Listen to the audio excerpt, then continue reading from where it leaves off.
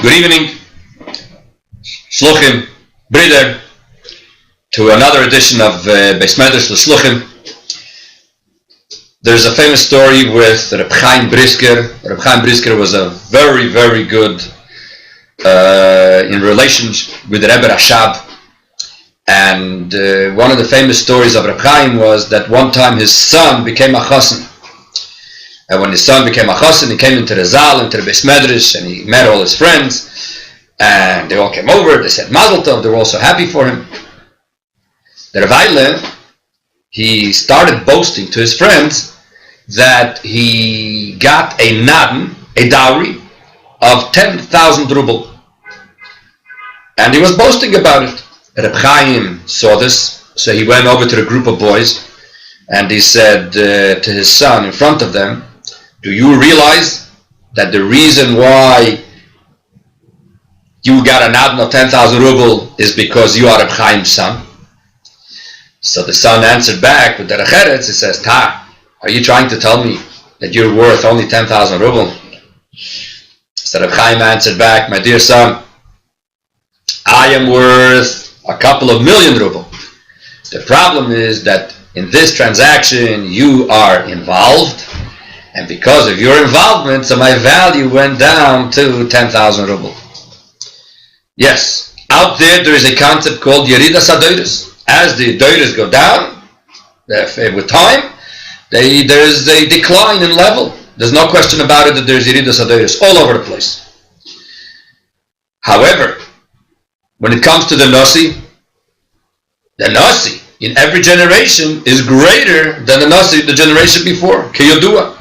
Because the Nasi of the next generation has a bigger task than the generation before. The Alter Rebbe's Chassidim going Gor Greis Chassidim. So the Alter Rebbe was able to take care of them. The next generation was lower, so the next Rebbe had to be greater. There's no question about that. And therefore, the Nasi of Vikva Siddim Mashiach is Layla, and obviously this is not the place where to go and discuss it.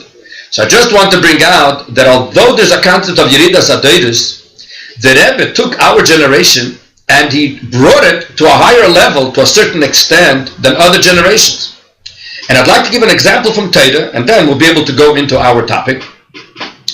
The Bais Yosef, before he wrote the Shulchan Aruch, he wrote the Bais Yosef on the Tur. Right in the beginning, in Siman Gimel, he brings a certain halach. I'm not going to go into the details now on Haggis Haboiker in the morning. And he says that one of the reasons why people don't do a certain thing, and really they should, is because the people don't learn Hilches Beis HaBchira lo Rambam. Because they don't learn the halachas of the Beis HaMikdash, how the Rambam teaches it. And he says, Aloshin, maybe Chad Bedora or Trei Bedora. Yes, I apologize. You have maybe one or two in every generation that they learn Hilchas Beis HaBchira. This is the Bais Yosef writing. Could you imagine?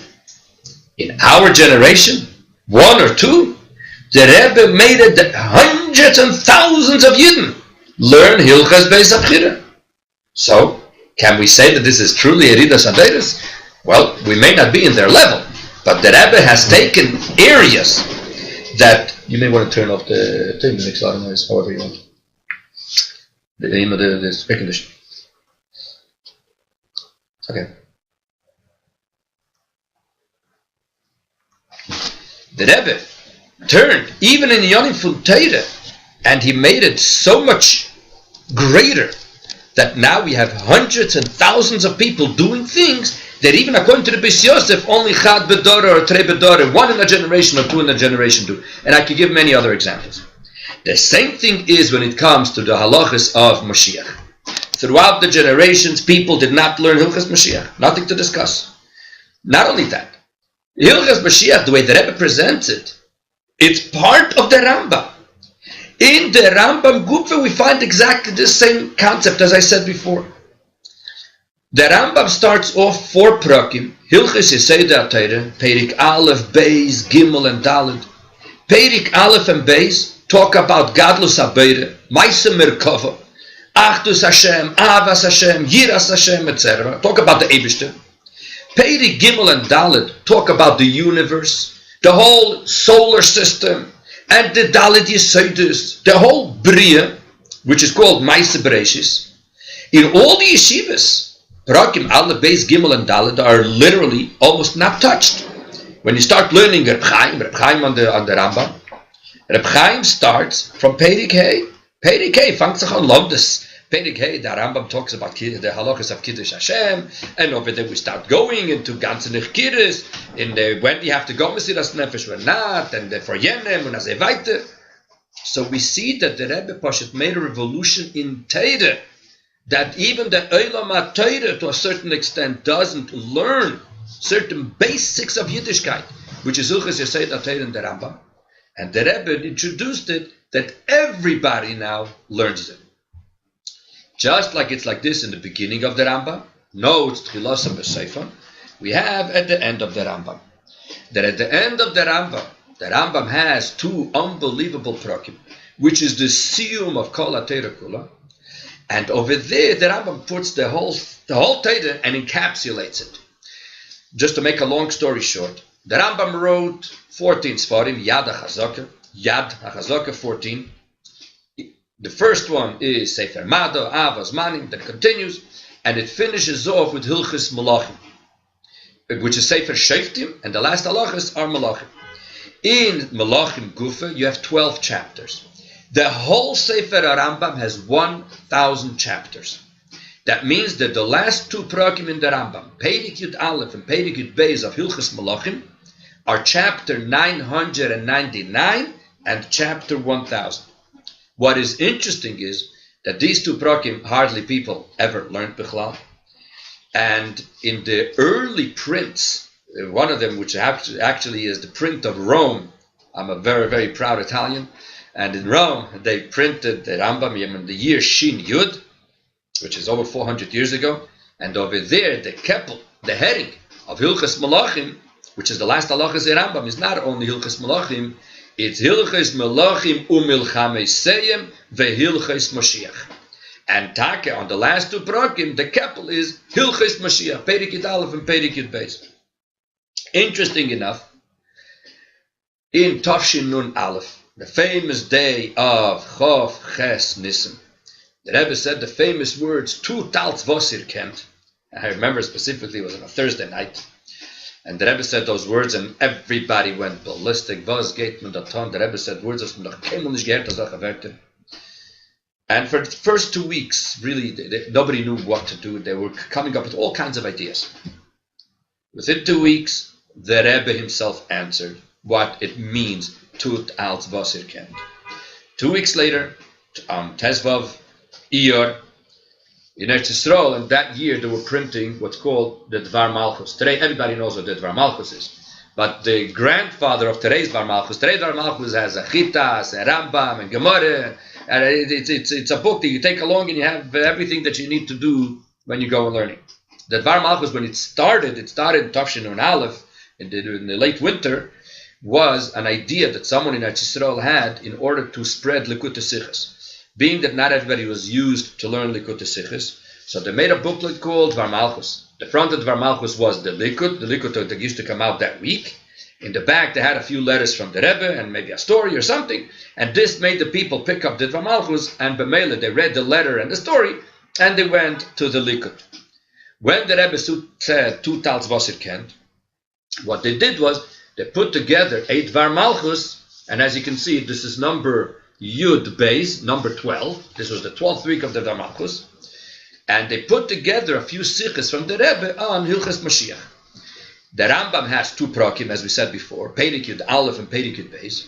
So they took two sichos which discuss Perek Yud Aleph, and two sichos that discuss Perek Yud Beis. As you can see here, that it has, this is actually the Dvar Malchus that I received from the Rebbe then, and it has an introduction, it has 4 sichos, Aleph, Beis, Gimel, Dalet, and in the back, they have the Rambam, Perek Yud Aleph, and Perek Yud Beis. It may not be very clear on the screen, but this is how you have it here. And then they also have the early print from the Rambam, which is the uncensored, which has also the part that talks about Yashke and alle andere Sachen, etc. When the Rebbe got this was on Tezvav, before he went to Mincha downstairs. The Rebbe used to go downstairs to daven Mincha those days. The Rebbe said that he would like that they should, and I think he said it in the elevator to Rabbi Groner, that he would like them to print 10,000 of this Dvar Malchus, and tonight after Maidiv, the Rebbe is going to distribute it from the afternoon until the evening. The Derech Klal, the Rebbe, when he used to distribute something, Kuntre, Satanya, the Rebbe didn't advertise it before. The only time that the Rebbe advertised in the afternoon that he's going to give out something after Maidiv was this Dvar Malchus. And I believe that the Lashon, that one, you can check it out in the Sichas, I believe the Lashon was, I think that was the Lashon.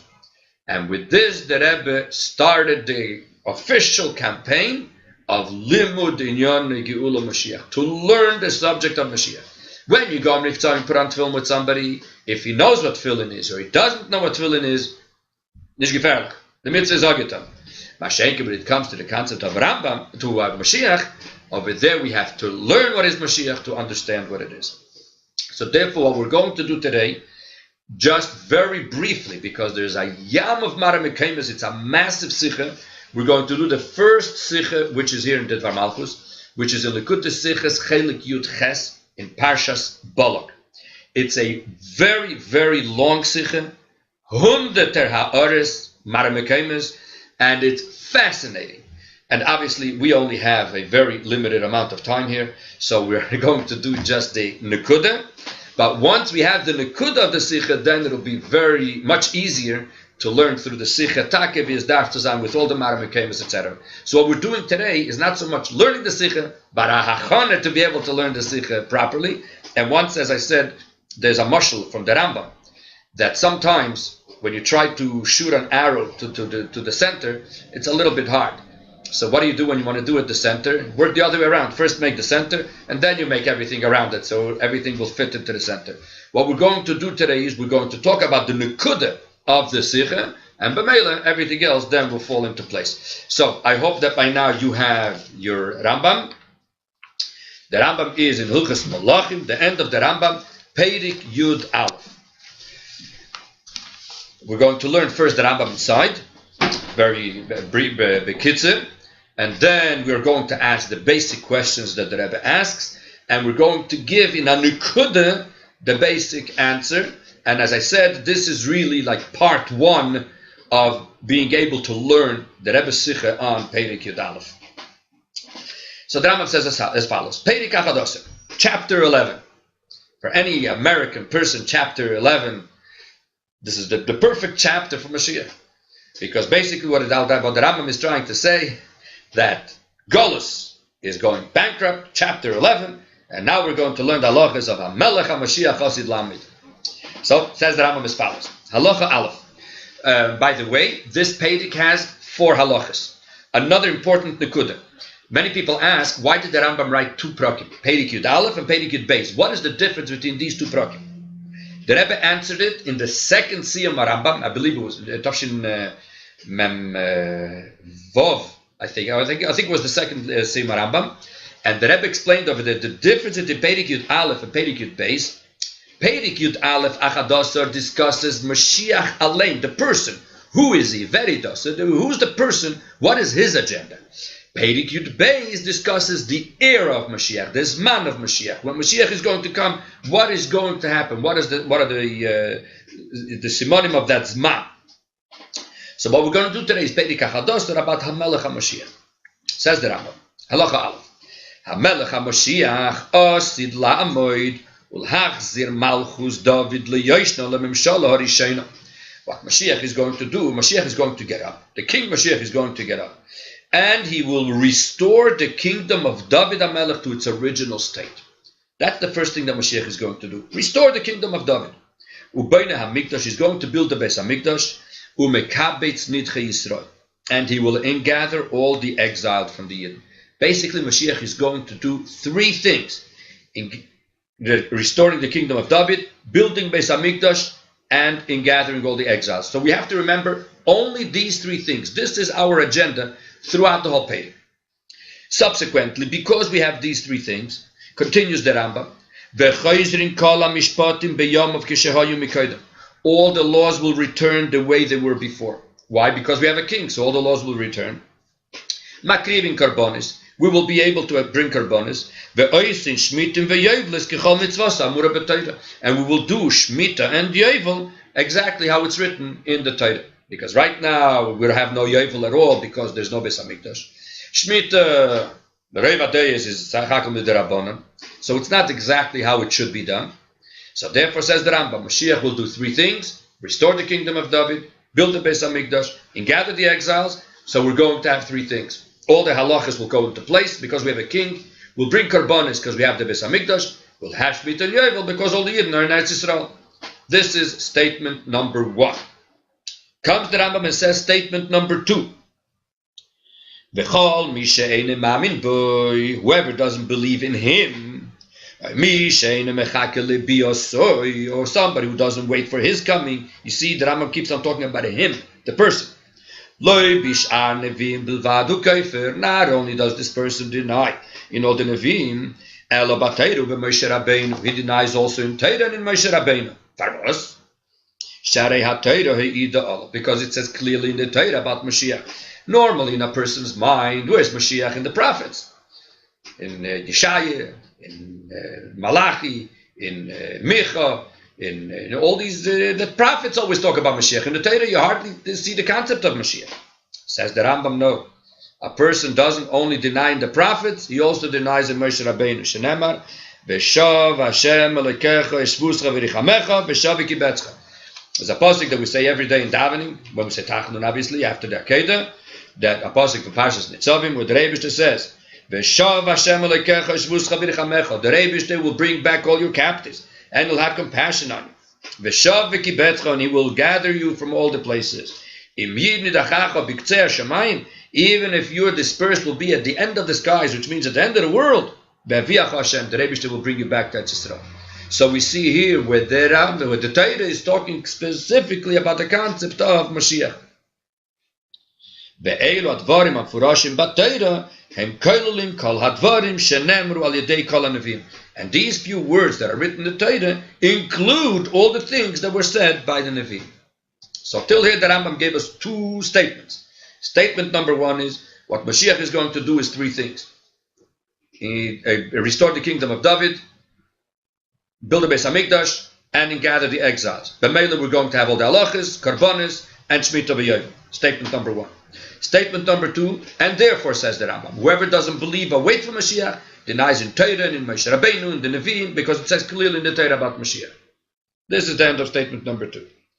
Comes the Rambam now, still in Halacha Aleph, and says statement number three.